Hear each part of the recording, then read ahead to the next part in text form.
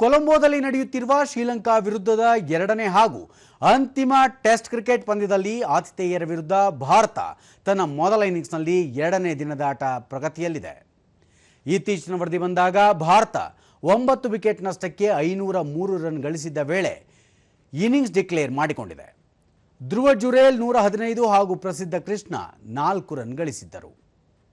ಭಾರತದ ಪರ ದೇವದತ್ತ ಪಡಿಕ್ಕಲ್ 117, ರಿಷಬ್ ಪಂತ್ 63, ಶುಭಮನ್ ಗಿಲ್ 50, ಯಶಸ್ವಿ ಜೈಸ್ವಾಲ್ 55 ಹಾಗೂ ರವೀಂದ್ರ ಜಡೇಜಾ 43 ರನ್ ಗಳಿಸಿ ಔಟ್ ಆಗಿದ್ದಾರೆ.